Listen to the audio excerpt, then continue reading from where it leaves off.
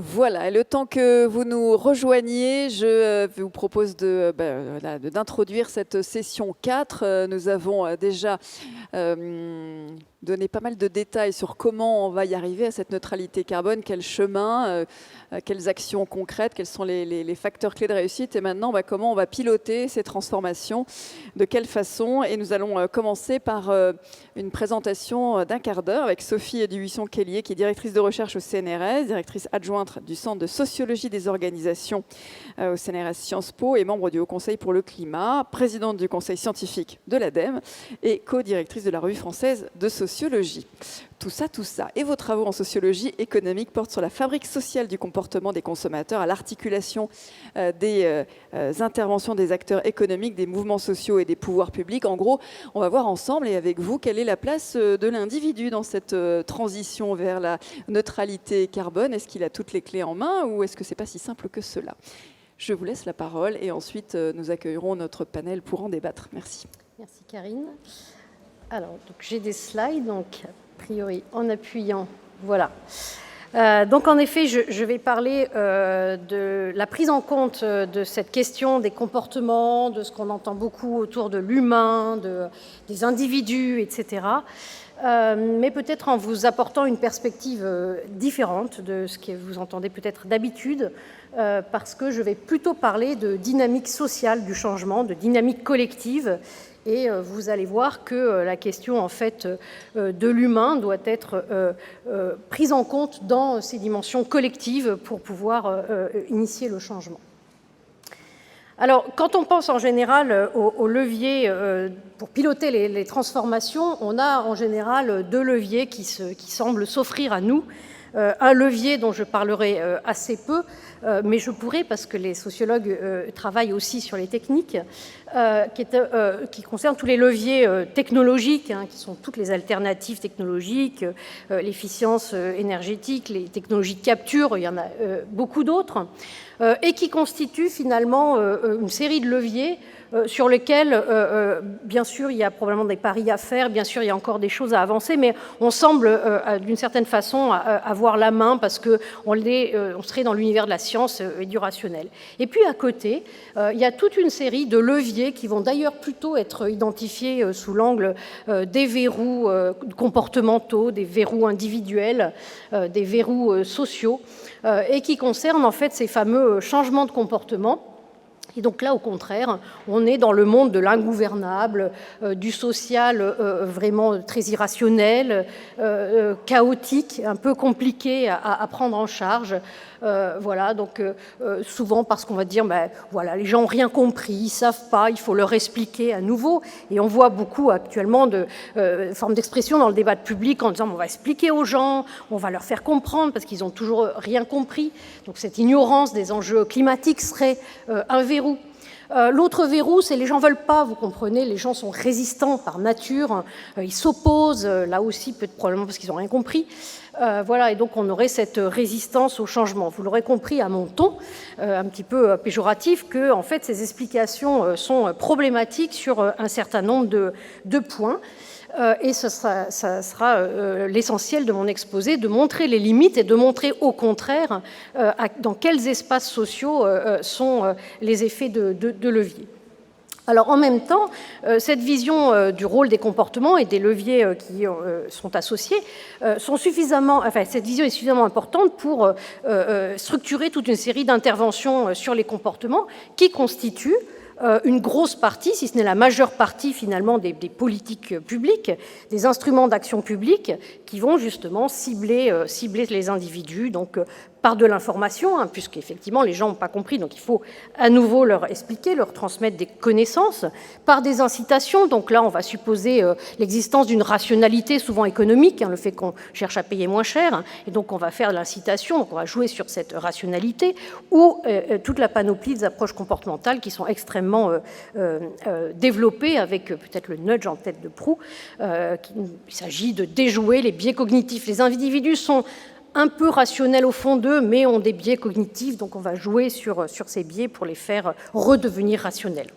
Bon, tout ça a pour objectif donc d'orienter les choix des individus comme si nos vies sociales étaient faites d'une succession de choix que l'on pouvait orienter, avec l'idée que finalement, si vous arrivez à modifier le choix d'un, plus deux, plus trois, plus quatre personnes, etc., eh bien, vous allez avoir des effets collectifs, qui sont ceux qu'on cherche, par des effets d'imitation, parce que c'est bien connu, en fait, la plupart de vos comportements sont des comportements d'imitation de vos voisins, hein, vous ne serez certainement pas d'accord avec ça, et puis par des effets d'agrégation, c'est-à-dire qu'au fond, le changement à l'échelle individuelle est prometteur d'un changement à une échelle plus large, qui serait celle du collectif. On va ainsi obtenir le changement de masse par le changement de comportement individuel qui s'agrège.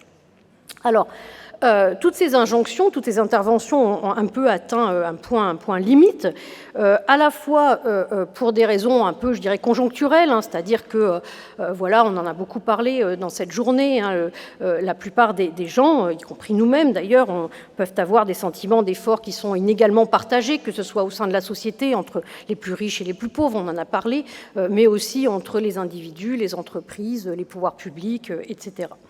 Mais plus structurellement, en fait, ça atteint aussi un point un peu limite, hein, même s'il ne faut pas du tout se débarrasser de ces approches vers les individus, comportementales, etc. Ce n'est pas mon point, c'est de dire qu'on ne résoudra pas tous de cette façon-là. Parce qu'au fond, il y a une ignorance assez profonde derrière ces interventions de ce qui fait changer la société. Et c'est ce que je voudrais aujourd'hui vous présenter à travers trois éléments qui sont issus de plus de 100 ans de travaux de la sociologie, qui sont pour nous extrêmement basiques, qu'on apprend au début d'un cursus de sociologie. C'est pour vous expliquer aussi que je ne suis pas en train de vous livrer des nouveautés qu'on viendrait de découvrir, mais des choses qu'on sait être vraies depuis assez longtemps. C'est une façon de dire, il serait peut-être temps de les utiliser. Alors, s'agissant des transformations et des dynamiques de changement social, pourquoi en fait ces approches individuelles sont limitantes ? Eh bien parce que la société n'est pas la somme des parties. Le tout n'est pas la somme des parties, vous connaissez cette expression. La société n'est pas l'agrégation des comportements individuels. La société, c'est un système plus complexe, mais après tout, une bonne partie des scientifiques qui s'occupent de questions de climat, ou même des économistes, savent ce que c'est qu'un système complexe, ce n'est pas un problème forcément en soi. Et donc, j'ai là identifié trois propriétés assez basiques de nos sociétés. La première propriété, que nos sociétés sont inertielles. Il y existe une dépendance de sentier, peut-être que vous connaissez cette expression parce qu'elle est aussi utilisée un peu dans le langage courant, donc c'est-à-dire que les choix d'aujourd'hui en fait sont très fortement structurés par les choix du passé et vont structurer les choix de l'avenir, et nous sommes dépendants de ces choix. La plupart des choix qui ont été faits avant nous, en fait, sont complètement structurants dans ce qu'il se passe dans la société. Nous avons aussi dans la société des fortes sédimentations institutionnelles. Qu'est-ce que c'est que les institutions ? Eh bien, ce sont des organisations qu'on va considérer comme légitimes. Souvent, comme on dit en anglais, elles sont taken for granted, c'est-à-dire qu'on les prend pour compte, on les prend comme si elles étaient naturelles, on les essentialise. Voilà, je pourrais vous citer par exemple comme institution le marché comme mode d'allocation optimale des ressources. Eh bien, c'est suffisamment institutionnalisé cette affaire-là pour que le marché soit l'un des instruments privilégiés des politiques de climat. Pourtant, le marché, c'est une construction sociale, c'est une représentation du monde, et c'est devenu une institution parce qu'effectivement, on l'utilise sans nécessairement l'interroger. Troisième raison de cette inertie, les structures matérielles qui sont extrêmement présentes. On en a beaucoup parlé dans cette journée, des structures matérielles qui vont créer des opportunités, mais aussi des contraintes. Donc ces structures matérielles, eh bien, sont les objets qui nous entourent, sont les aménagements du territoire, sont les aménagements urbains. Voilà, toute cette dimension matérielle qui structure là aussi nos sociétés. Deuxième propriété des sociétés, c'est qu'elles sont hiérarchisées. Donc vous voyez, cette première propriété de l'inertie, ça va faire qu'on doute que finalement l'agrégation des comportements individuels puisse aller à rebours de ces dépendances de sentiers dont j'ai parlé. Deuxième dimension, la hiérarchie. Les sociétés sont hiérarchisées, elles ne sont pas fluides, elles sont organisées autour d'interdépendances, ce qui fait que les actions de certains individus ou groupes d'individus ou organisations sont dépendants d'actions d'autres organisations, avec des effets un peu de type engrenage, si vous voulez vous représenter une idée. Eh bien, par exemple, les décisions qui sont prises à l'échelle des politiques publiques vont avoir des effets de levier, vont avoir des effets d'entraînement sur les comportements individuels. Donc on a en fait ces formes d'interdépendance et d'agrégation. Et puis dans tout ça, il y a des rapports de pouvoir qui sont extrêmement, là aussi, structurants.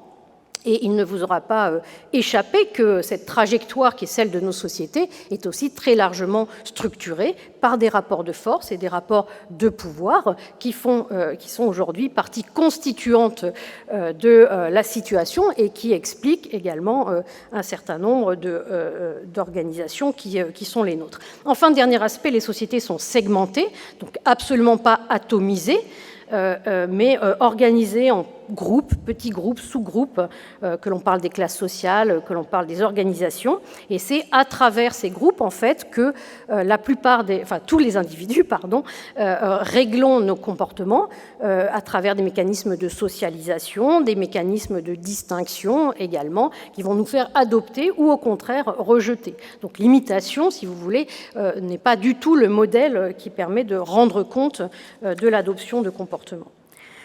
Donc, au fond, cette vision de la société plus holistique, plus systémique et plus structurée par ces interdépendances, ça permet de comprendre en fait tous les verrouillages qui produisent en fait la situation telle que nous la connaissons et qui en fait nous rend extrêmement difficile l'exercice de la transformation et encore plus l'exercice de la transformation à marche forcée.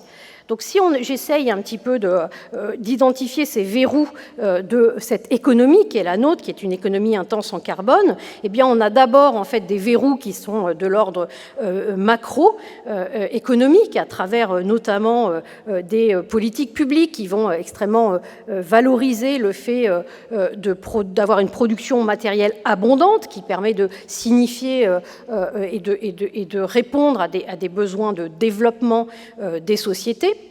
Et puis, à l'échelle plus microéconomique, la plupart des modèles de production, bien sûr pas tous, sont fondés sur du volume qui a été la contrepartie en fait à des gains de productivité qu'on a choisi de reconvertir en stratégie de volume. Et au fond, cette consommation en fait, qui est la nôtre, qui est en permanence dénoncée sur le mode, mais il faudrait être plus sobre, etc.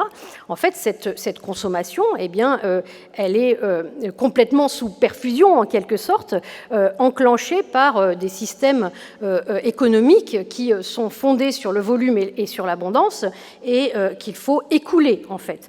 Donc, on va avoir différentes stratégies, le marketing, la publicité sert aussi à ça, pour vendre le plus possible, donc vendre au plus grand nombre possible, vendre à nouveau, vous faire racheter ce que vous avez déjà, et vendre plusieurs fois, vous faire acheter ce que vous avez déjà. Et dans un cadre, là aussi, plus macro, dans lequel on va valoriser socialement l'accumulation, le renouvellement, l'abondance, à travers, par exemple, l'idée qu'une vie bien réussie, normalement, se matérialise par un accès à la propriété, des mètres carrés, un véhicule individuel, des vacances au soleil, etc. Donc on a cette valorisation sociale dans laquelle on a constitué, finalement, la plupart des éléments qui vont structurer cette articulation entre des modèles de production et des modèles de consommation. Donc, au fond, les verrous, bien sûr, ils sont un petit peu dans nos comportements, mais ils sont d'abord dans ces modèles de création de valeur. Ils sont d'abord dans ces modèles de création de valeur économique et sociale, dans cette logique dans laquelle, en fait, nous sommes obligés de consommer beaucoup pour écouler cette production qui, dans bien des secteurs, est souvent une production excédentaire, c'est-à-dire qu'on produit bien plus que ce que la consommation est capable d'aborder. C'est bien sûr pas tous les modèles économiques, mais une grande partie d'entre eux. Et puis, donc, ces verrous, en fait, vont nécessiter d'agir sur ce qui les fonde. Et je vais revenir sur ces aspects-là.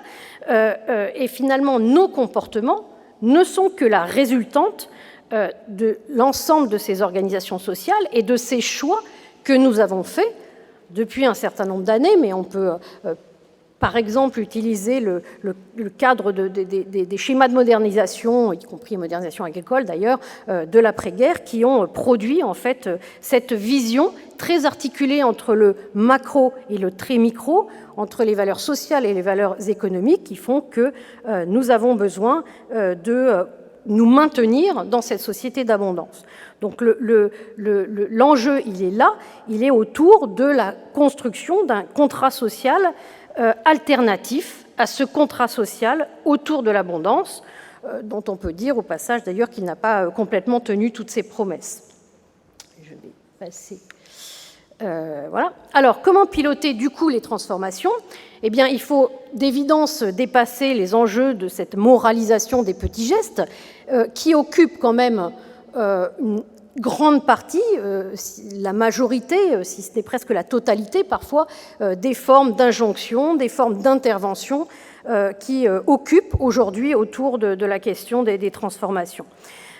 Et à la place, il faut substituer des raisonnements qui partent des trajectoires de nos sociétés, qui permettent d'essayer de comprendre en fait comment se sont constitués les régimes de valeurs, comment ces régimes de valeurs nous enferment en quelque sorte dans des trajectoires qui ne savent que continuer dans le même sens, que nous emmener encore plus ou à minima au même niveau dans cette économie carbonée.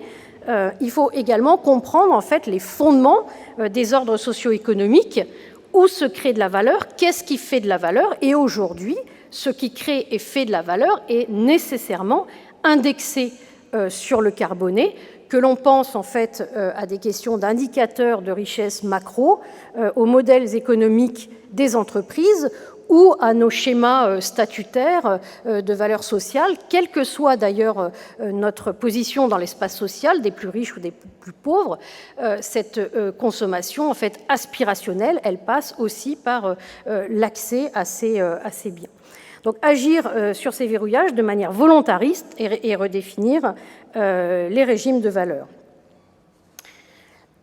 Alors, piloter donc cette question de la transformation, donc ça ne se résume pas à agir sur la demande, sur les modes de vie ou sur les comportements, dont j'espère avoir expliqué, j'ai un temps un peu court pour le faire, mais je pourrais revenir si vous le souhaitez, donc j'espère avoir montré que ces demandes, ces modes de vie, ces comportements, en fait, résultent de ces trajectoires sociales complexes, de la façon dont elles nous obligent, en quelque sorte, à ces niveaux de consommation, ces niveaux de production et ces standards de valeur.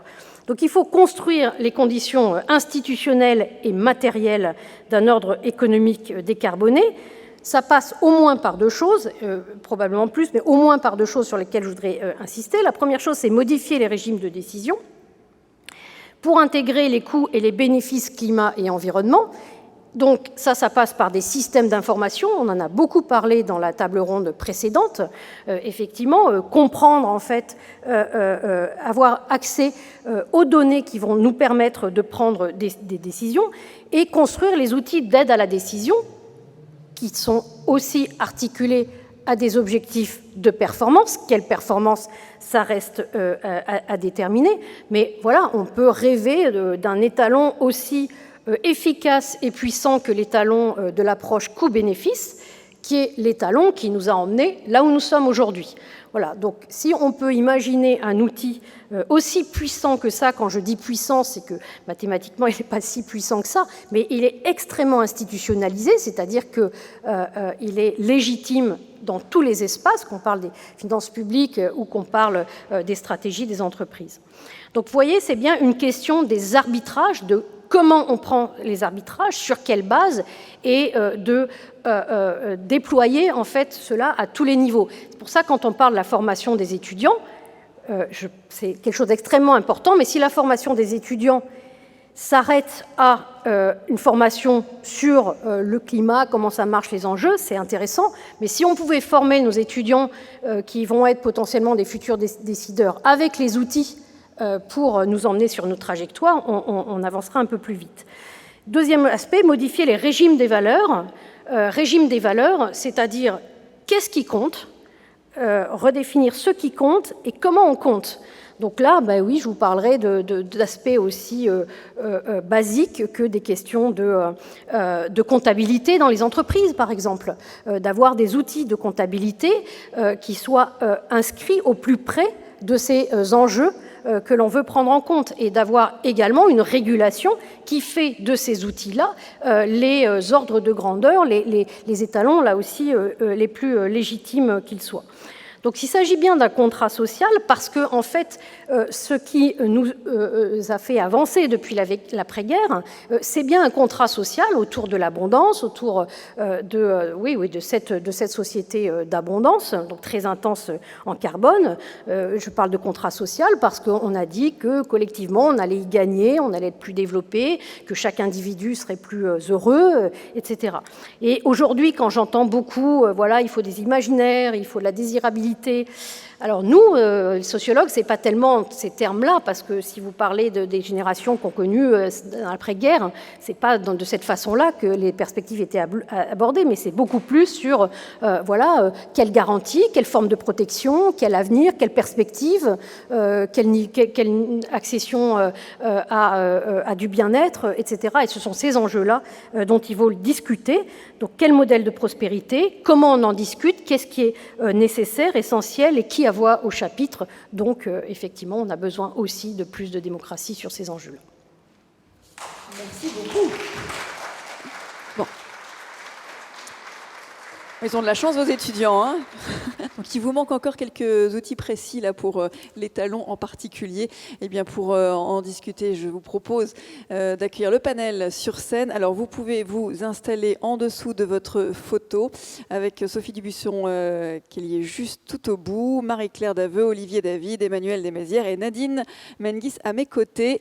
Merci de bien vouloir vous installer. Alors, on va aller voir des exemples très concrets de pilotage. Comment on rentre dans cette transition énergétique à bras le corps et avec quelle définition et quelle politique. Olivier David, vous êtes chef du service du climat et de l'efficacité énergétique au ministère de la Transition écologique. Que répondre à Sophie Dubuisson-Kellier alors pour mettre les conditions institutionnelles en place pour parvenir à cette transition vers le zéro carbone? Merci beaucoup. Effectivement, c'était très éclairant. Et on a une approche un peu, on essaie de s'inspirer des différentes approches, notamment de différentes parties prenantes. Dans notre politique, effectivement, climatique et énergétique, ce qu'on a besoin, c'est d'un objectif clair. Et je dirais l'ensemble de notre politique est drivé par la neutralité carbone, dont on parle beaucoup depuis ce matin. Mais c'est vraiment l'objectif qui guide, et c'est l'atteinte de cette neutralité carbone en 2050 qui guide l'ensemble de notre politique climatique et énergétique.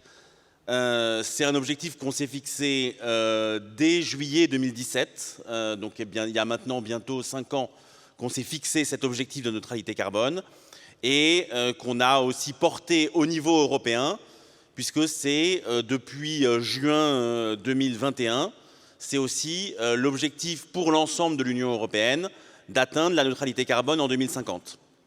Ensuite, on a décliné cet objectif dans une stratégie qui a été construite avec l'ensemble des parties prenantes, un travail qui a commencé en 2017 et qui a abouti à une stratégie qu'on a publiée début 2020. C'est la stratégie nationale bas carbone qui, secteur par secteur, action par action, vecteur énergétique par vecteur énergétique, trace une route pour aller de maintenant vers la neutralité carbone en 2050, en passant par un certain nombre d'étapes.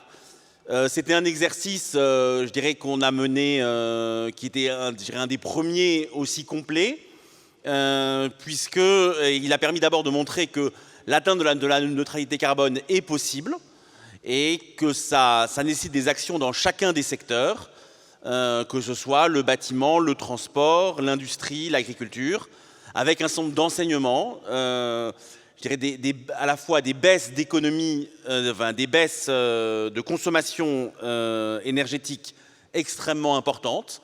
Je dirais baisser les consommations d'énergie, c'est la première clé. La deuxième, c'est de sortir des énergies fossiles, sortir du charbon, sortir du gaz naturel, sortir du pétrole à l'horizon 2050, avec un nombre de transformations nécessaires dans le bâtiment, dans le transport, dans l'agriculture. Et enfin, ce qui est nouveau dans la neutralité carbone, c'est l'importance du puits de carbone. On a besoin d'avoir un puits de carbone robuste, à la fois en limitant l'artificialisation des sols, mais aussi en travaillant sur la forêt et le stockage du carbone dans les sols. Et alors, comment on pilote cette transformation, cette feuille de route de la SNBC? Comment vous allez vous assurer que vous êtes bien dans les clous? On a vu ce matin avec notre premier intervenant qu'on n'était pas sur la bonne voie. Comment vous allez faire pour aiguiller, pour qu'on y aille vraiment et qu'on soit en temps et en heure vers cette neutralité? Alors, ce qu'il faut avoir en tête, c'est qu'on est bien sur une politique qui est très multipartite, hein. C'est-à-dire que c'est une politique de l'État qui, en dialogue avec la Commission européenne et les autres pays de l'Union européenne, avec un certain nombre d'outils, d'obligations, d'outils réglementaires. C'est par exemple la réglementation sur les bâtiments neufs ou d'outils d'incitation. C'est par exemple ce qu'on fait sur la rénovation énergétique, MaPrimeRénov', sur le verdissement du parc de voitures. C'est aussi une politique qui implique énormément les collectivités locales.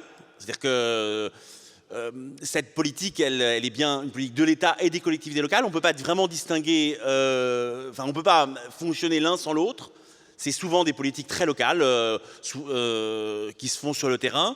C'est une politique qui doit à la fois embarquer les entreprises aussi. Les entreprises ont un rôle à jouer très important sur les différents leviers, hein, baisser les consommations d'énergie, décarboner l'énergie, et aussi sur le puits de carbone. On voit que les entreprises se saisissent beaucoup du sujet de la compensation et les citoyens dans leur mode de vie. Une politique qu'on suit avec l'ensemble des parties prenantes, avec des budgets carbone. Et quand on n'atteint pas d'ailleurs ces budgets carbone, on a un contentieux. On a maintenant aussi le développement du contentieux climatique. Effectivement, on n'a pas respecté les premiers budgets carbone sur la période 2015-2019. Et c'est tout ce que vous avez suivi sur l'affaire du siècle, dans lequel le tribunal administratif nous a condamnés à compenser, à rattraper, je dirais, les 15 millions de tonnes qu'on n'avait pas atteints sur la période 2015-2019. Il y a 15 millions de tonnes qu'on n'a pas réussi à atteindre, qu'on doit, je dirais, rattraper d'ici la fin de l'année. Quels sont les leviers, selon vous, pour activer le mouvement, pour aller encore un peu plus vite? Vous parlez de la compensation carbone. Je pense justement à la taxe carbone dont on ose à peine parler maintenant, de peur d'être, voilà, que ce soit mal vécu. Quels sont les leviers, selon vous, qui pourraient accélérer le mouvement? Alors, il y a beaucoup de leviers, hein, et les leviers ne sont pas les mêmes, je dirais, au niveau de l'État, pour les collectivités, pour les entreprises, pour les citoyens. Je dirais, au niveau de l'État, on a des leviers réglementaires, hein, d'obligations. Et c'est notamment tout le paquet qu'on est en train de discuter au niveau européen. C'est le paquet, ce qu'on appelle Fit for 55, un paquet de 16 directives et règlements. C'est par exemple l'interdiction de vente des véhicules thermiques en 2035, avec des objectifs de réduction des émissions des véhicules qui diminue avec le temps. Et donc en 2035, on ne pourra plus vendre de voitures qui consomment de l'essence ou du gazole. Ça, par exemple, ça fait partie des outils extrêmement puissants, ces outils réglementaires. On a des outils d'aide. C'est les outils d'aide à la rénovation, au verdissement du parc. C'est des milliards d'euros d'aide qui sont pour les entreprises, pour les citoyens, pour les collectivités, pour pouvoir, je dirais, enclencher cette dynamique. Puis après, on a aussi des outils de marché, c'est ce qui est discuté au niveau européen. On a le marché carbone, que les entreprises connaissent bien, ETS, qui s'applique à l'industrie, et dans lequel on a ce débat au niveau européen sur le marché carbone pour le bâtiment et le transport, qui fait l'objet de discussions entre les États membres. Ensuite, on a des outils différents pour les collectivités, pour les entreprises. Pour les entreprises, on a, ce qui est très important, c'est aussi des outils de connaissance, de connaître. Je dirais connaître ces émissions, c'est pour nous, c'est vraiment la première étape avec les BGES. Comment est-ce qu'on arrive à caractériser ces émissions de gaz à effet de serre. Ensuite, des plans, peut-être qu'on y reviendra après dans les interventions suivantes, comment est-ce qu'on arrive à réduire ces émissions et comment, in fine, mais c'est bien une fois qu'on connaît ces émissions, qu'on a réfléchi à comment les réduire, comment ensuite on peut compenser les émissions résiduelles. Merci beaucoup. Effectivement, on y reviendra. La place des entreprises, vous l'avez dit, est extrêmement importante. Voici donc deux illustrations de ces transformations dans le monde de l'entreprise avec les groupes ICAD et Kering. Emmanuel Desmézières, vous êtes directeur général d'ICAD Promotion, membre du comité exécutif d'ICAD, et vous avez été pionnier dans la construction bas carbone avec de fortes ambitions validées tout récemment par votre conseil d'administration, m'a-t-on dit. Comment est-ce que vous allez justement mener à bien ces objectifs? On n'a pas beaucoup parlé de gouvernance encore ce matin, mais on voit à quel point ça a changé au sein des grands groupes, la gouvernance sur ces sujets et quelles actions vous allez mettre en place très concrètement. C'est vrai que c'est important d'embarquer toute l'entreprise sur ces enjeux. Peut-être pour resituer, ICAD, c'est un acteur du bâtiment et donc on est pleinement concerné par cette lutte contre le dérèglement climatique. Le bâtiment à lui seul porte quasiment un quart des émissions de gaz à effet de serre. Et donc, très tôt, ICAD a fait le choix de prendre une position volontariste en devançant la réglementation sur ces enjeux de bilan carbone et plus globalement de lutte contre le dérèglement climatique, avec des décisions qui ont été prises déjà de mesurer. Je pense que c'était très important. Et entre 2015 et 2019, on a abaissé de 17% nos émissions en réalisant sur toutes nos opérations des bilans carbone, des ACV, qui nous permettent de piloter en fait notre production. Autour de plusieurs axes. Le premier, c'est la construction bas carbone avec le recours aux matériaux biosourcés dès la conception de l'opération.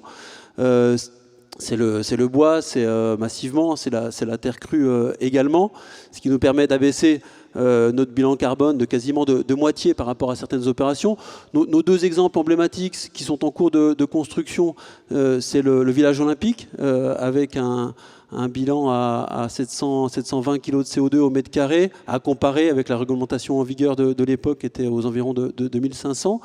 Et donc c'est un des moyens pour nous d'aller chercher un nouvel engagement qui est celui de s'inscrire dans la trajectoire de limiter la hausse de température à 1,5 degré dans la continuité des accords de Paris. Et pour cela, il nous faudra abaisser de 41% nos émissions entre 2019 et 2030. Et donc c'est moins 4% tous les ans. Donc construction bas carbone. Et puis également, on s'intéresse beaucoup à la transformation de la ville sur elle-même.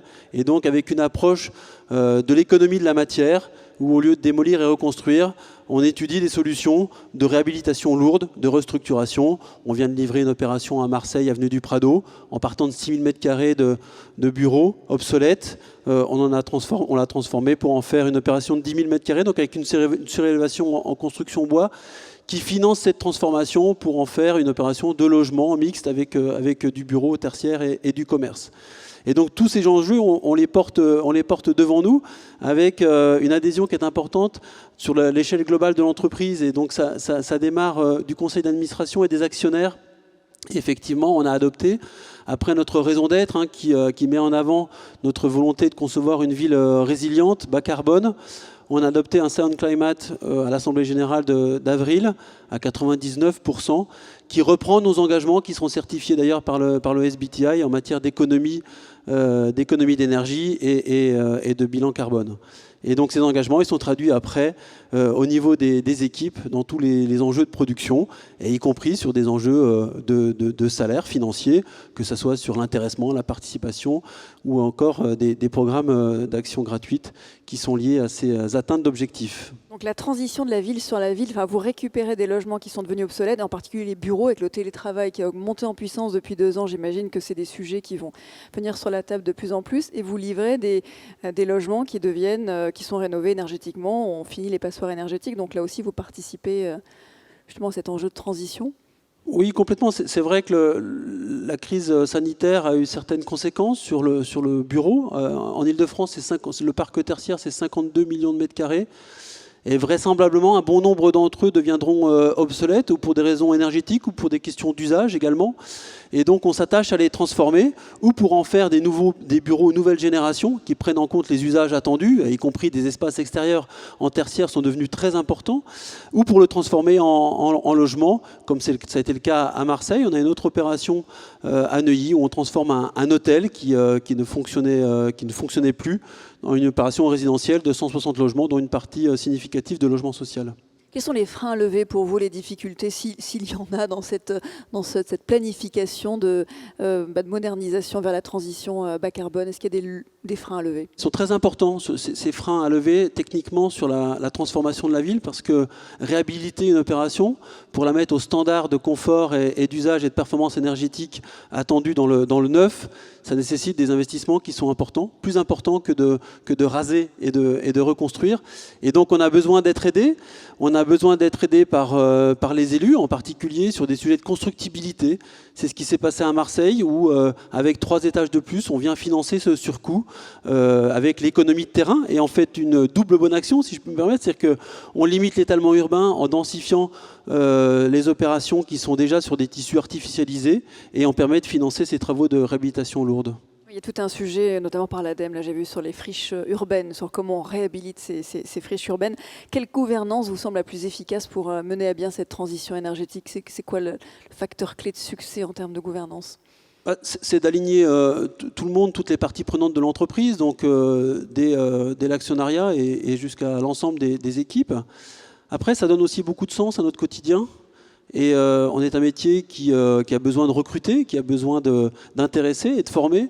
Et c'est pour nous un vecteur de différenciation sur le marché vis-à-vis de nos concurrents, vis-à-vis des élus, vis-à-vis des riverains, vis-à-vis de nos clients. Mais c'est aussi un facteur d'attractivité vis-à-vis des jeunes étudiants qui viennent en stage chez nous et qui ensuite trouvent leur place dans les équipes.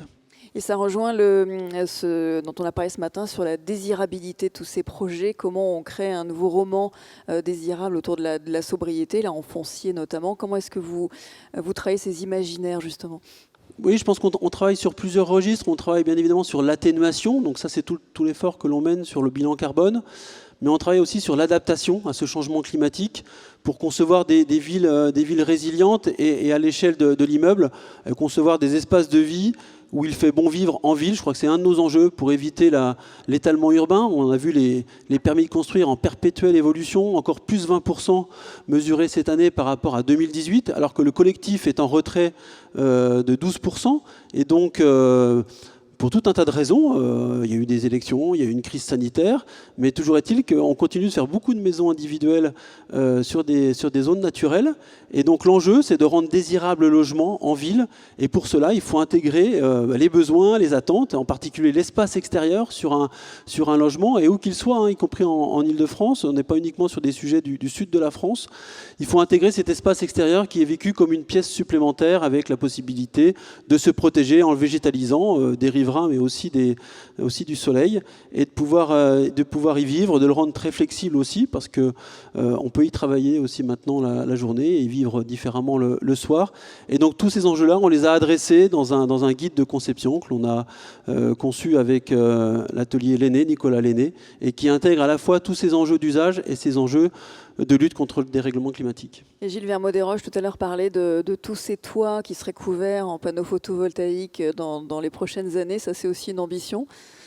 Oui, alors il faut laisser un peu de place aussi pour les jardins partagés. Donc, mais oui, mais tout à fait. donc il faut les deux. Il faut à la fois s'occuper de la sobriété énergétique par l'isolation, par la ventilation naturelle, par tous ces enjeux, mais aussi par la production d'ENR. Donc les panneaux photovoltaïques sont une réponse, mais c'est aussi important de végétaliser les espaces extérieurs. On a aussi évoqué l'attention sur les ressources, en tout cas la préservation des ressources, l'attention sur le bois. Vous avez beaucoup parlé de construction en bois. Comment vous avez fait ces derniers mois? Oui, la situation est très particulière. C'est-à-dire qu'on a un écueil qui est lié à ce qui se passe au niveau international, et en particulier en Ukraine, qui, suite à la crise sanitaire qui avait déjà déstabilisé les filières de production et d'approvisionnement des matériaux et des fournitures dans le bâtiment. Le bois en premier lieu. Donc on a un vrai sujet de mettre en place une filière française qui soit au niveau industriel, en partant des forestiers, pour qu'on puisse maîtriser nos approvisionnements et nos coûts de revient, effectivement. Et toutes les rénovations, les constructions neuves se font en bois, c'est tenable?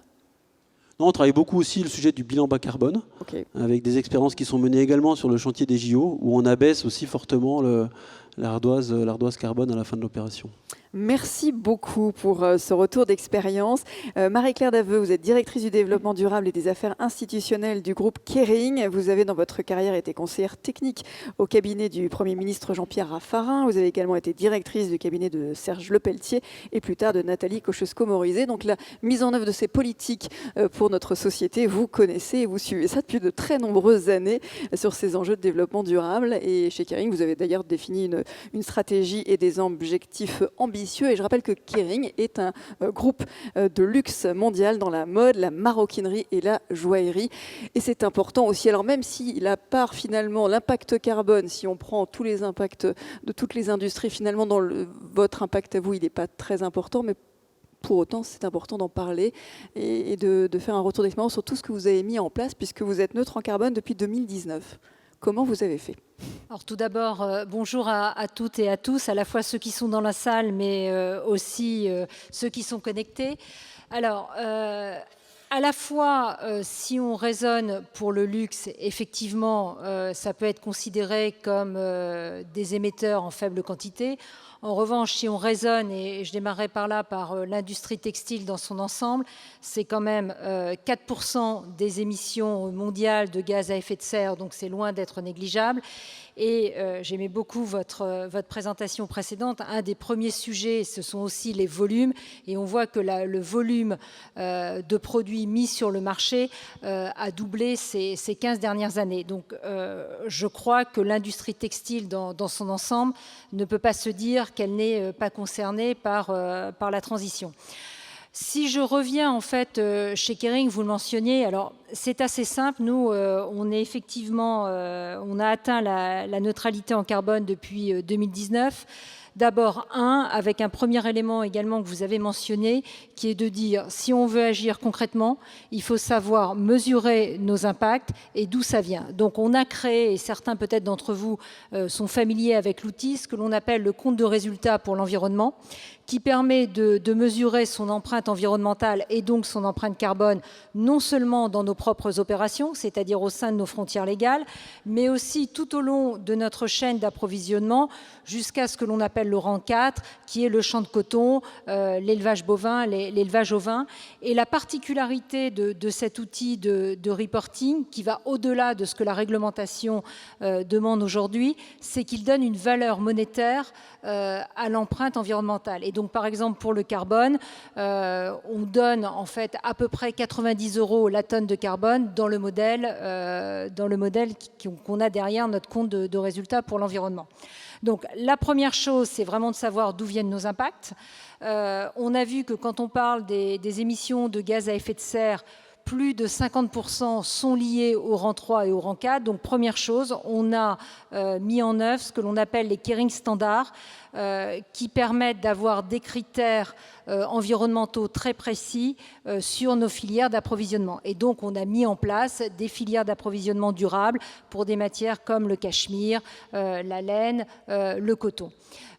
Bien évidemment, il y a aussi l'énergie qu'on utilise au sein de nos propres frontières légales. J'aime bien parler par cette distinction supply chain et frontières légales. Aujourd'hui, nous sommes à plus de 92% d'énergie renouvelable et notre ambition est d'être à la fin de l'année à 100% en fait, d'utilisation en matière d'énergie renouvelable.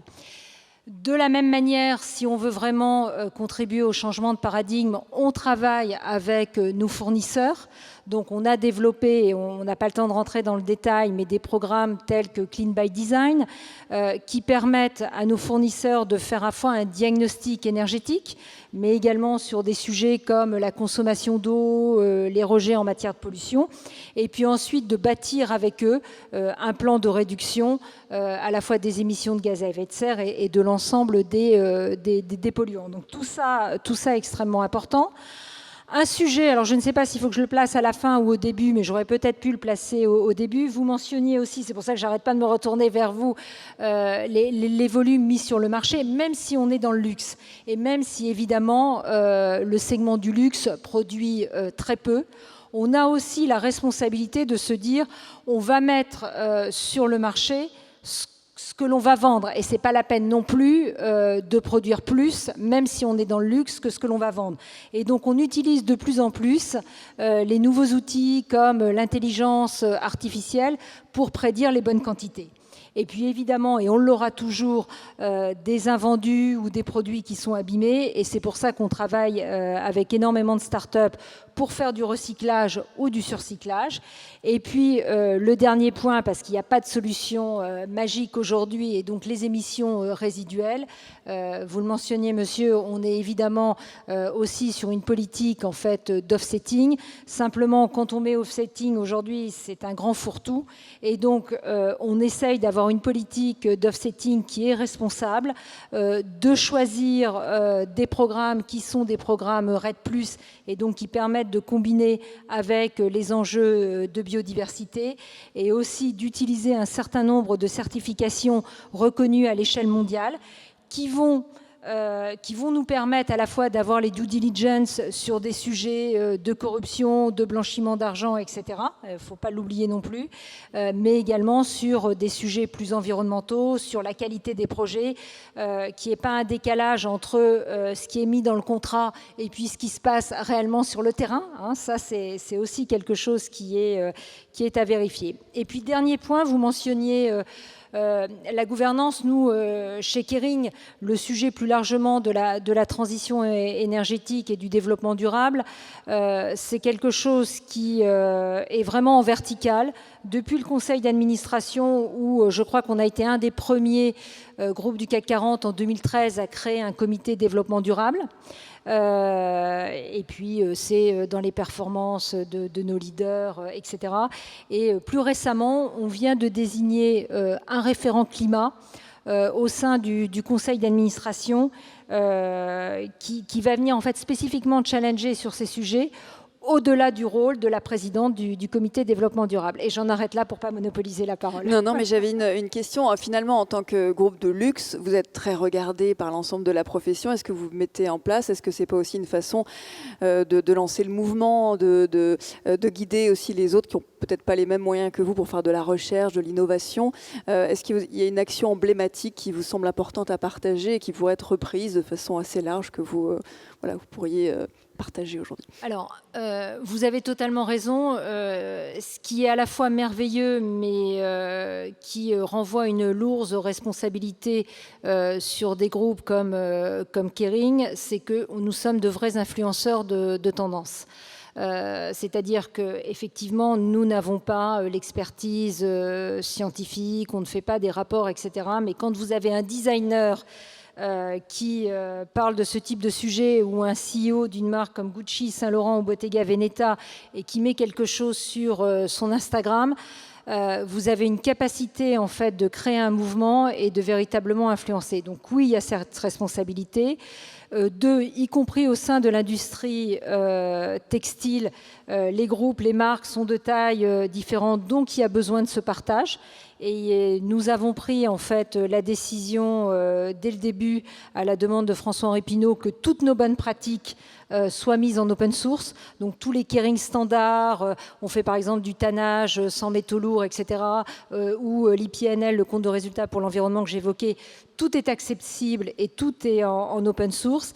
Et puis ensuite, nous, on est convaincus que seule l'action collective va permettre véritablement de changer les choses. Donc c'est pour ça que d'ailleurs sous la houlette du président de la République en 2019, lors du G7, nous avons lancé en fait la coalition du Fashion Pact, qui regroupe aujourd'hui plus de 250 marques, mais alors vraiment worldwide, hein, ça va de Nike, Adidas, H&M, Ralph Lauren, Chanel, Hermès, pour n'en citer que quelques-unes ou quelques-uns. Et là-dessus, ça nous permet aussi d'être plus puissants dans la mise en œuvre d'actions.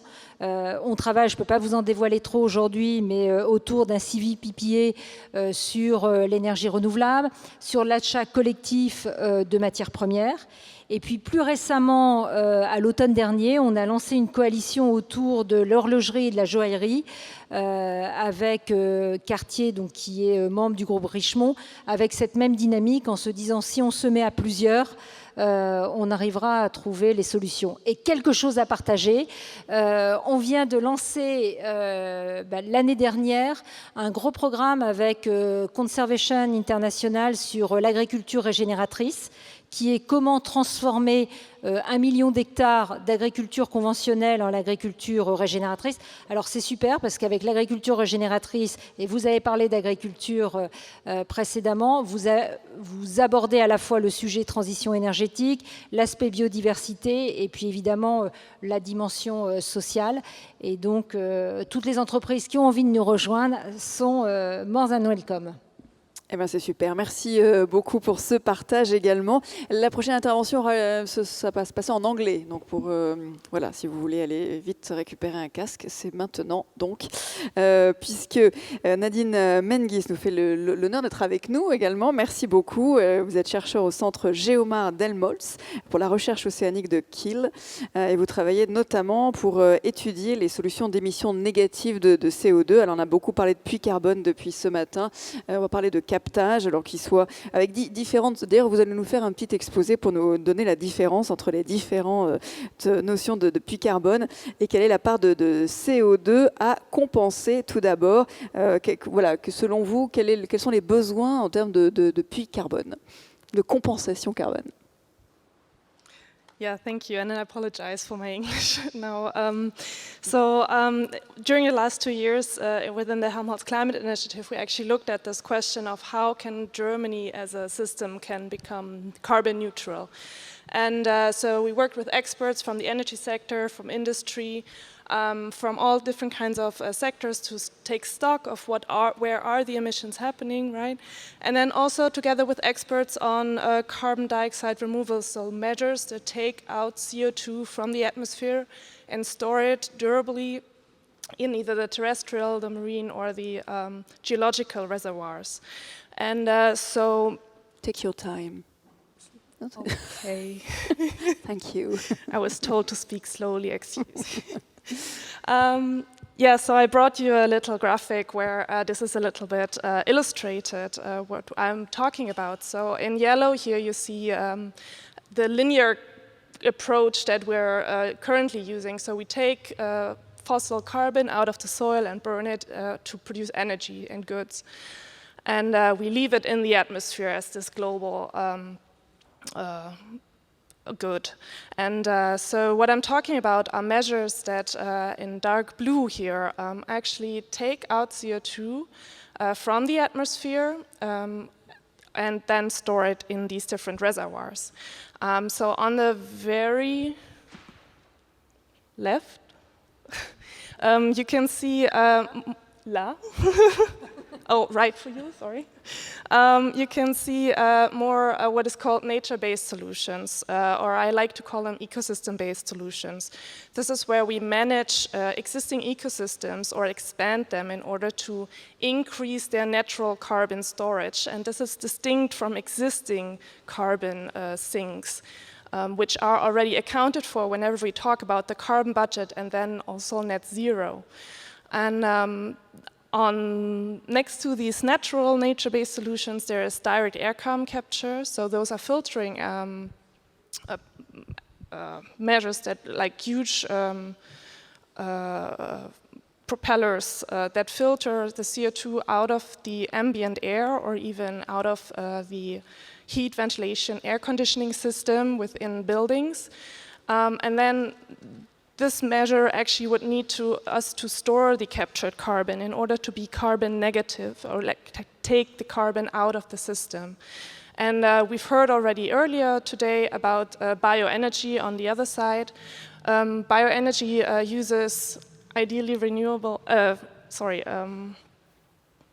sustainably produced biomass that produce energy, and then we can capture the carbon directly from the fume gas and also store it in geological storage sites. In light blue, that's distinct from this, is all the carbon utility ideas where we actually re-emit some of the carbon that we've captured before to the atmosphere, and those are circular carbon economies. And so for Germany, what we did is we looked at, again, where the emission come from, and then envisioned a Germany in the future in 2050, where we actually reached our goal of net zero CO2.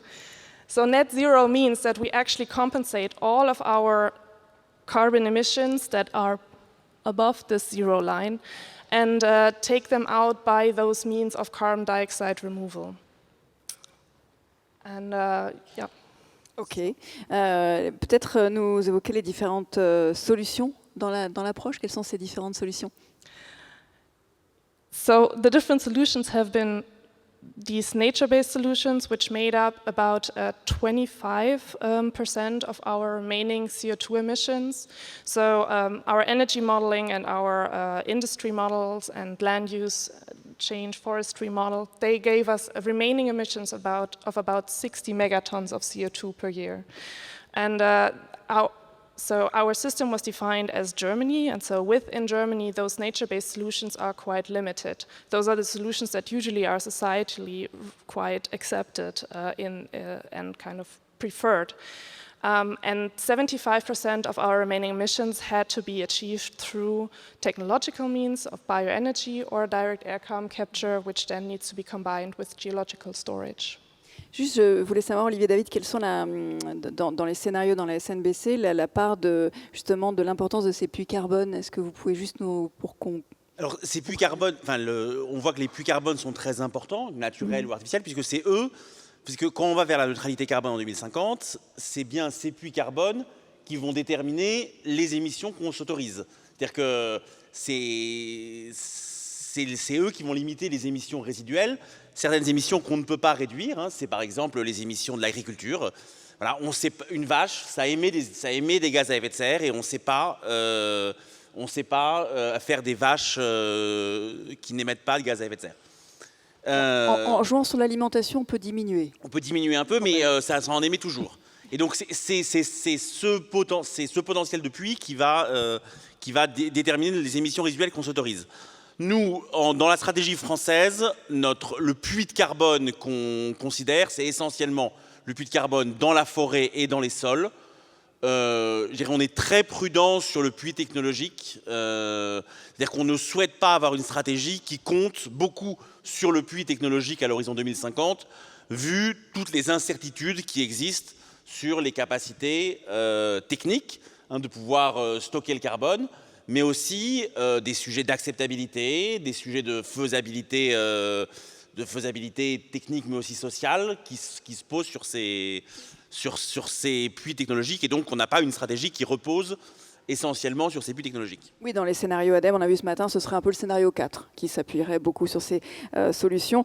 Nadine Menguiz, vous faites face à une grosse pression aujourd'hui de la part de tas d'acteurs pour justement breveter des solutions, justement par rapport à cette trajectoire bas carbone pour trouver des solutions très concrètes. Comment vous faites face à cette pression? On continue. Yeah, so that's kind of the thing, right? Everyone wants to reach this net zero goals. Companies have declared carbon neutrality. And now we have to kind of come up with carbon dioxide removal measures that are efficient, that deliver, that also are fair. So is it fair that us, the Global North, don't reduce our emissions even more? You know, like what are these remaining emissions that we cannot avoid? And then, is it fair for us to kind of use land in the Global South to actually compensate for our remaining CO2 emissions? And then there's the question of durability. So you mentioned the uncertainty concerning the technological means, but then actually there is a huge uncertainty concerning the natural carbon sinks and the anthropogenically created ecosystem-based carbon sinks. Concerning their, sensitivity to anthropogenic and natural or climatic changes that might impact, for example, the carbon in the soil or our forests. And so these natural carbon sinks or ecosystem-based carbon dioxide removal actually have a lot of uncertainty assigned to them as well. Donc il y a des limites à ces technologies. Il y a une question qui nous demande comment la population comprend justement ces solutions basées sur l'écosystème, c'est ça, hein? Comment est-ce que la population peut comprendre ça en Allemagne, nous demande-t-on justement, ouais. Okay, so what I mean with this is measures to, for example, peatland rewetting is one big topic in Germany, which is actually mainly a CO2 avoidance measure. So peatlands and dried peatlands currently emit CO2, and when we re-wet them, we would reduce their CO2 emissions. But they will also then become a sink of CO2 and will take up some CO2. We learned about agroforestry, so actually increasing carbon sinks on the land that is given to Germany or to France, increasing the topsoil organic carbon in agriculturally used soils, and also reforestation on areas where maybe agriculture is not as productive as it could be. There's also marine measures. I have to mention that as a person coming from a marine science institute, like seagrass restoration and so on. Voilà, plein de pistes effectivement qui ont toute leur part dans les trajectoires bas carbone des entreprises. Marie-Claire Daveux, Emmanuel de Mézières, c'est des sujets que vous regardez, les compensations carbone, ça fait partie des solutions ? Oui, bien sûr, parce que alors même si le bâtiment, qui est aujourd'hui plutôt un problème en termes d'émissions, ça peut être vraiment une solution pour capturer le carbone avec la construction bois, parce que ces forêts qui seront exploitées raisonnablement auront besoin de vendre le bois à maturité, et donc on pourra faire des puits de carbone dans les bâtiments en construisant en structure bois, ce que l'on fait déjà. On a lancé une filiale d'ailleurs dédiée à ça qui s'appelle Urbain des Bois, et qui se consacre à ce type de construction. Alors, dans notre trajectoire, on a moins 41% pour arriver en 2030, et ensuite, on vise moins 90% à 2050, parce que c'est vrai qu'il y aura toujours une part d'émissions, et donc les 10% qui restent, il faudra les compenser, et c'est là où on ira voir vos solutions, ou en renaturation, reforestation, ou sur d'autres types de solutions. On a encore un peu de temps pour y réfléchir. Merci, oui. Oui, nous, de la même manière, il y a un élément qui était mentionné par rapport aux vaches qui vont toujours continuer à émettre du méthane. C'est pour ça, conscient que même si on modifie l'alimentation, il y a des progrès à faire. Nous, on travaille beaucoup sur les matières premières. Juste pour vous donner un ordre de grandeur, le groupe dans son ensemble aujourd'hui travaille avec plus de 120 startups. Et ça devient une réalité. Par exemple, le dernier défilé Balenciaga a mis en avant une réalisation qui est faite par une start-up qui s'appelle Mogu et qui fait en fait une matière première qui est issue du mycélium de champignons. Et donc, aujourd'hui, ce n'est pas encore à grande échelle, mais c'est une réalisation très concrète. C'était sur le défilé, donc ce sont des produits. Dans le même ordre de grandeur, on a une autre marque, Gucci, qui utilise maintenant un matériau qui s'appelle Demetra, qui est à 77% d'origine végétale, avec, pareil, tous les bons critères. Et puis, on continue à investir, et on y croit beaucoup, dans la capacité aussi de faire du cuir en laboratoire. Et nous venons en fait d'investir dans une start-up qui s'appelle Vitrolab, et dont vraiment l'objectif, c'est d'être en capacité d'avoir cette production de cuir matière première, mais faite intégralement en laboratoire. Donc ça peut sembler, à l'heure où on se parle, encore un peu futuriste. Quand on voit à la vitesse les changements se font, la qualité, etc., on peut se dire que d'ici 5-10 ans, il y aura vraiment de vraies ruptures, en tous les cas, sur ces matières premières. Je m'imagine habillée de mycélium, ça va être... Vous verrez, vous serez Ça superbe. va être formidable. Et ça peut aller très vite, effectivement, on l'a vu tout au long de cette journée. Voilà, alors cette session nous a amené dans cette trajectoire avec des solutions très concrètes, la place de l'individu toute relative dans un écosystème collectif qui doit préparer le terrain à lui rendre les choses plus faciles, et puis les politiques publiques à mettre en place. Il nous reste quelques minutes pour répondre à peut-être vous avez levé la main, vous avez anticipé. 2 questions, peut-être 3 si on va vite. Oui, bonsoir. Merci beaucoup pour ces exposés. Je voulais juste signaler qu'il y a un livre très éclairant sur les puits de carbone qui s'appelle « Le géomimétisme » de Pierre Gilbert. Et d'ailleurs, si vous allez sur Internet, il fait une présentation de son affaire et il étudie les systèmes, disons, le fonctionnement des processus et les capacités à stocker du carbone, que ce soit des océans, des forêts, de l'agroforesterie, aussi de la toundra. Il y a tout un passage sur le parc du Pléistocène qui s'est fait connaître d'ailleurs, et où on élève des animaux pour limiter, pour améliorer le stock, etc. Eh ben, merci Voilà. pour ce partage. J'ai une question, moi j'ai une autre question concernant... est-ce que la mise en œuvre de ces transformations, ça ne va pas nécessiter de changer de modèle socio-économique? Donc j'ai beaucoup apprécié l'introduction qui a été faite, là où vous évoquez un peu ces sujets-là. Donc est-ce que... changer des talons. Premier item, c'est les marchés financiers. Est-ce que ça n'oblige pas qu'il y a un changement de façon de faire dans les marchés financiers pour intégrer les impacts environnementaux? Et puis, autre question, si on veut, ça nécessite vraisemblablement une économie plus circulaire. Or, on a des tas de productions qui s'appuient sur l'obsolescence programmée, qui s'appuient sur le fait qu'assez vite, il faut changer. Enfin, disons que les flux sont guidés dans un système qui fait du gaspillage.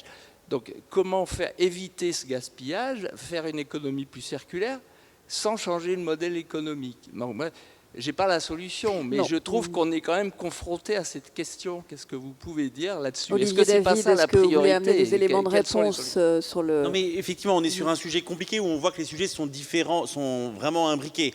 C'est ce que vous présentiez dans votre présentation, c'est que on voit qu'on agit sur le bâtiment pour avoir un bâtiment qui émet moins de gaz à effet de serre, mais ce bâtiment est aussi puits de carbone avec de la construction bois. On voit que selon l'usage du bâtiment, on va avoir et on va pouvoir agir sur l'artificialisation des sols en réduisant l'artificialisation des sols, mais aussi sur le transport en rapprochant l'endroit où on travaille de l'endroit où on habite et du coup avoir un impact sur le transport en réduisant les émissions de transport. On a des sujets ensuite sur la production. Comment est-ce qu'on rapproche la production et la consommation?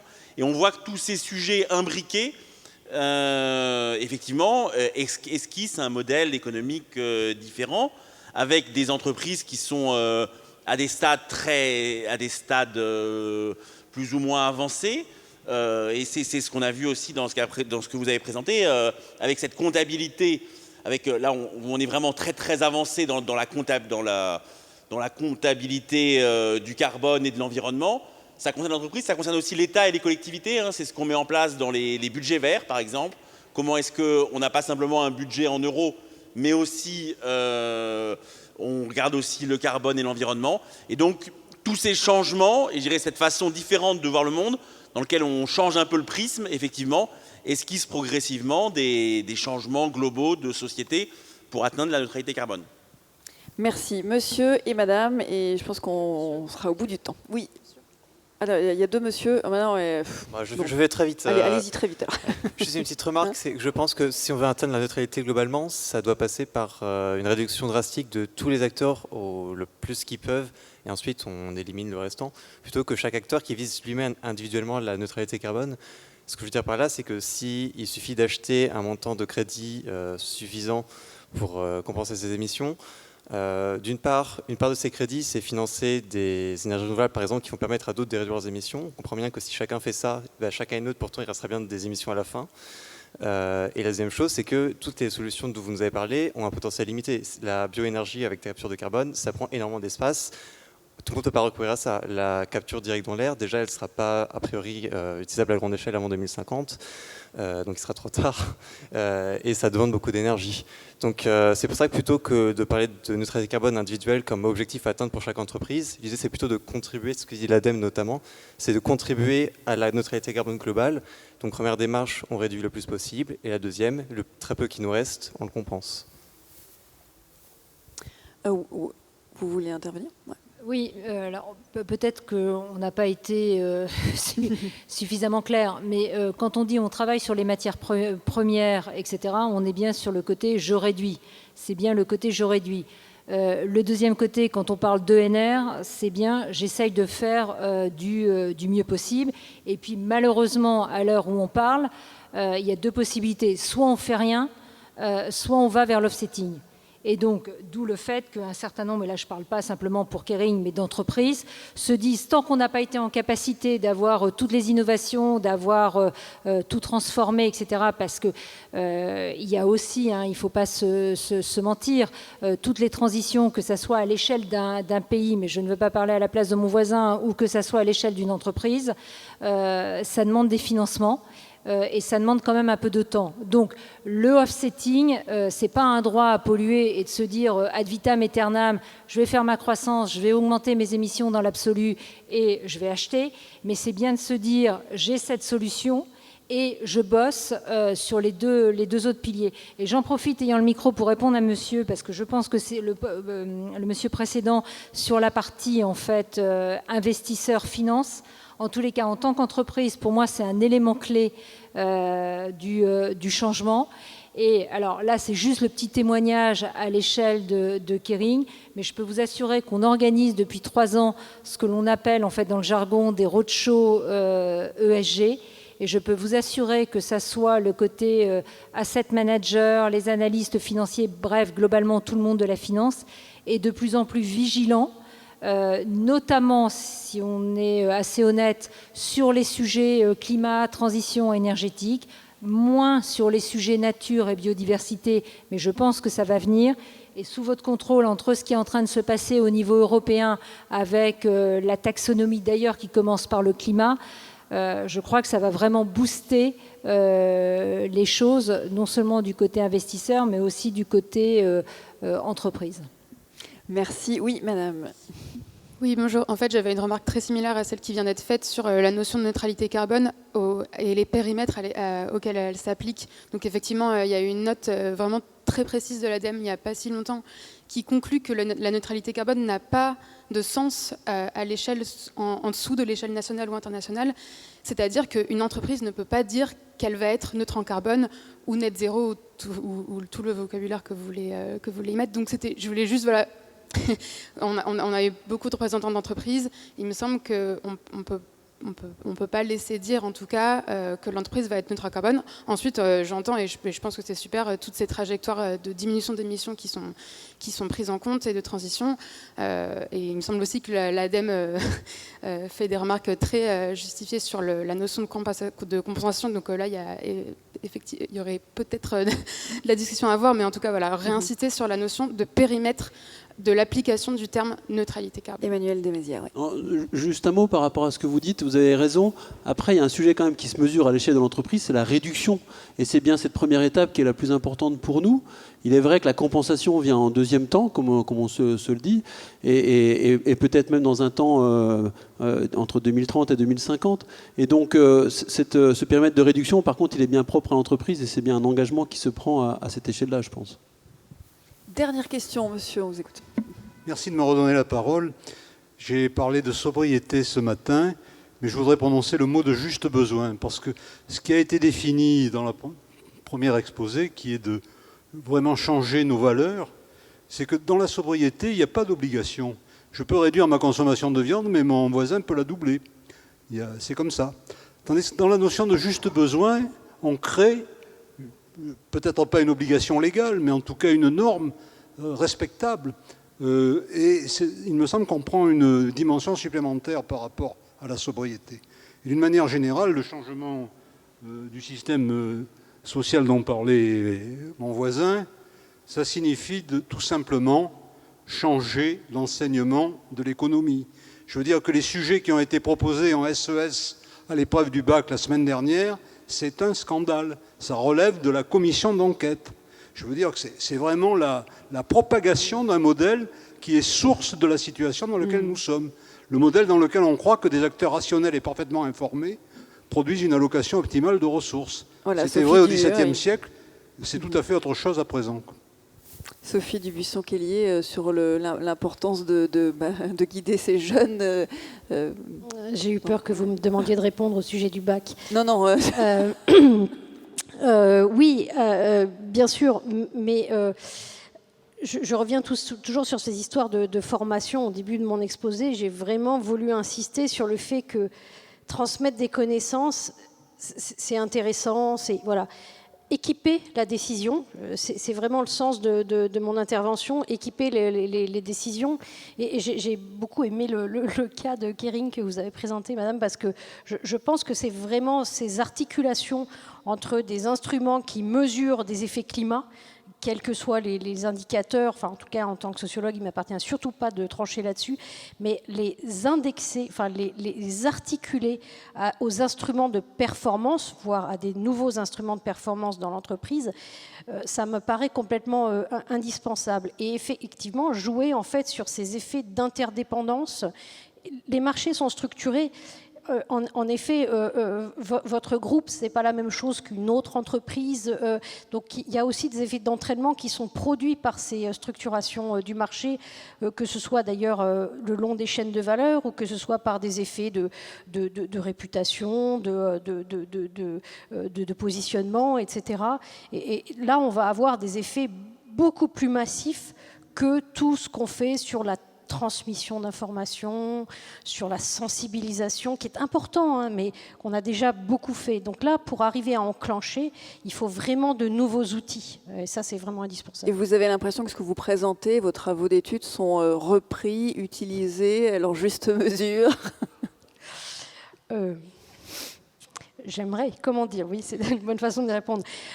Oui, écoutez, chaque occasion qui m'est donnée voilà, de m'exprimer, de discuter avec des gens du monde économique, des gens du côté de la décision publique, en fait, est une occasion de faire passer ces messages. Et ma foi, espérons que oui, on puisse davantage utiliser les sciences sociales. Encore une fois, il y a beaucoup de choses en fait qui sont assez facilement utilisables dans les sciences sociales. Ce qui nous manque probablement, c'est à la différence de ce qu'ont les économistes, c'est-à-dire des solutions qui sont peut-être plus opérationnalisables. Mais en tous les cas, je pense qu'avec cette compréhension de la société, peut-être qu'on va passer moins de temps, d'énergie et d'argent dans des solutions en fait un peu presse-bouton, dont on voit bien qu'elles ne fonctionnent pas, parce que ça fait une paire d'années qu'on les met en place, et aller vers peut-être des façons de réfléchir plus systémiques.